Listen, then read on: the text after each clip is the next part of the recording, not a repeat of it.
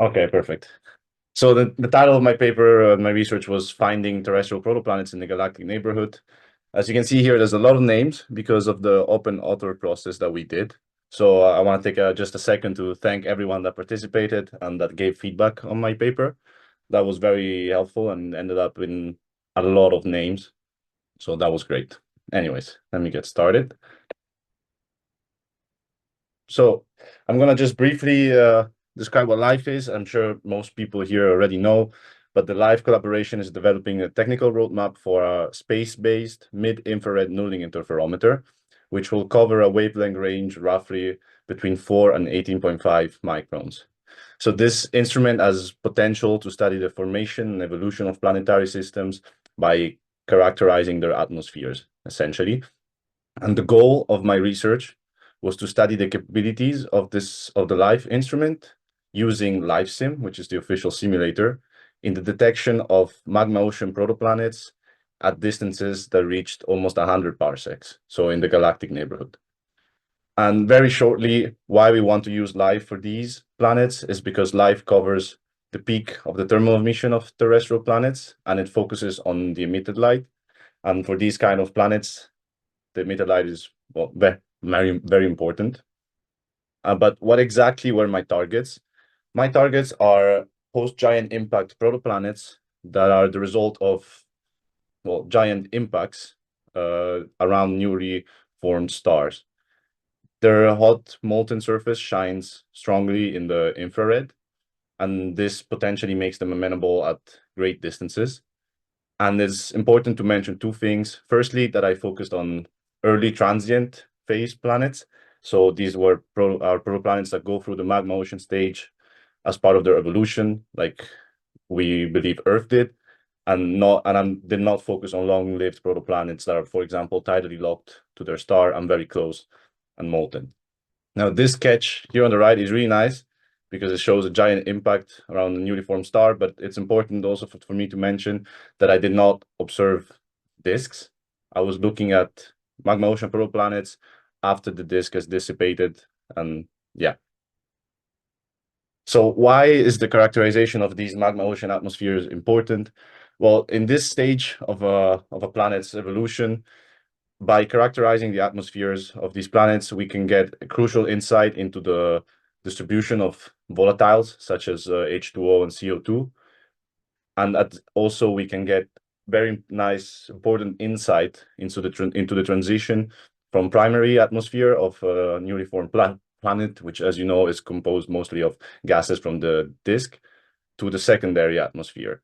And my research mostly focused on Earth-like planets at similar distances from the sun as our Earth. So this also gives us the possibility to have insight into the prebiotic climate that was on Earth, which is still quite unclear. Now, in my study, I wanted to sort of investigate the technical parameters of the instrumental parameters of life. So I used these three main observing scenarios where I changed the aperture diameter and the wavelength range of the wavelength range of the instrument and the aperture diameter of the collecting spacecraft. And these were labeled optimistic for the more optimistic cases, so larger diameter and the greatest wavelength range possible, baseline for more realistic approach, and pessimistic for, well, a pessimistic approach. So I'm not sure how many people here have used LiveSim before, but if you haven't, this is a nice sketch that I made, which shows, well, the parameters that you can basically mess around with when you're performing simulations using LiveSim. So you can change the instrumental parameters, like I said, for the observing scenarios.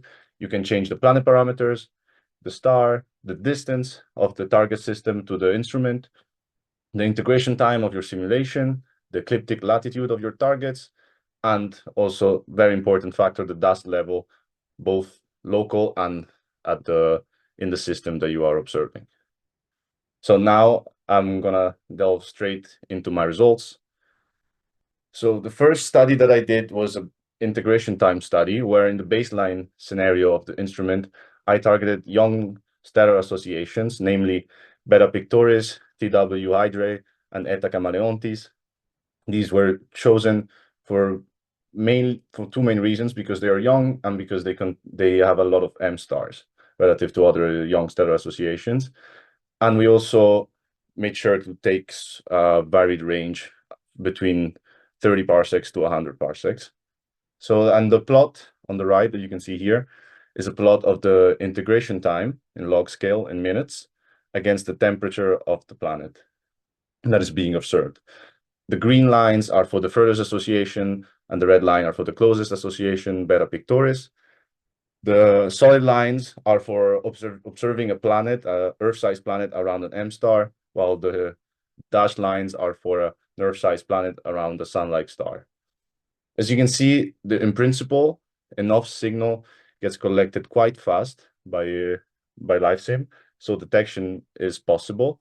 But what is interesting to note from this graph is that in further associations, the planets orbiting Sun-like stars perform better than planets orbiting an M-dwarf star, which made me get to the conclusion that M-dwarf star perform better at shorter distances rather than longer distances.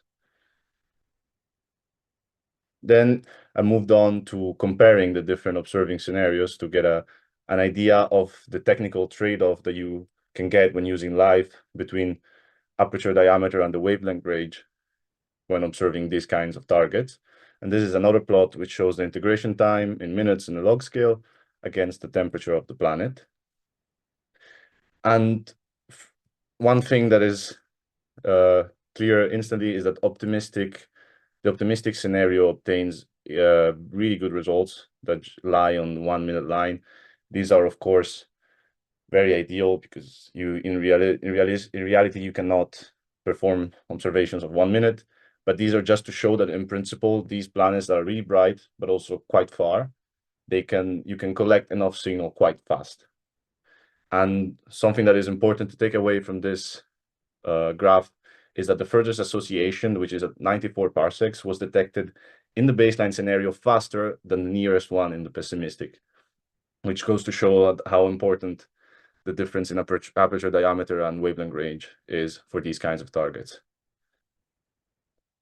So we wanted to investigate this aperture diameter to wavelength range trade-off more. And so these are plots, as you can see on the left, which show the flux of two planets. Namely, the blue ones are at plus 300 and minus 300 Kelvin from a 700 Kelvin planet. And around the black line, you can see 1 sigma area and noise, basically statistical noise applied to the flux. And what is really important to see from these graphs is that in the shorter wavelength for these hotter protoplanets, the noise is a lot more controlled and is then easier, well, possible to discern the two temperatures. And this is shown better in the statistical difference on the right plot, where you can see that a statistical difference greater than 5 sigmas is reached only in the short wave as compared to the longer wavelengths. And this again highlights how for these hotter protoplanets, cutting off a wavelength range in a short wave has a bigger impact than, well, cutting off wavelengths at longer range, and possibly also maybe also as more than the aperture diameter itself.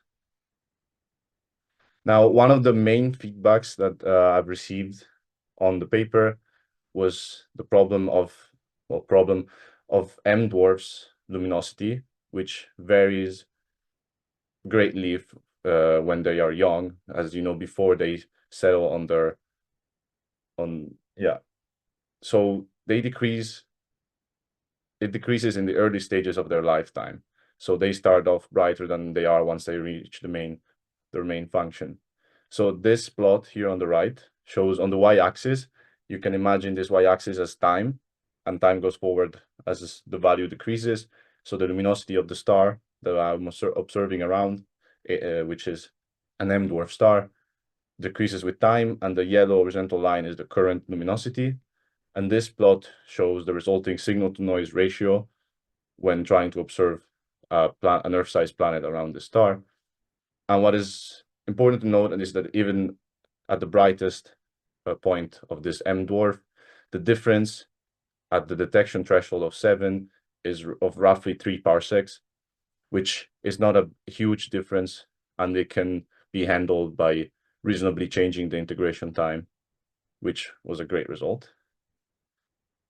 So my main conclusions from my research are that LIFE's detection capabilities can reach associations up to almost 100 parsecs with reasonable integration times. And this is 5 times further than the original range, which of course, the original range is designed for temperate exoplanets, while here we're considering hot protoplanets that shine a lot.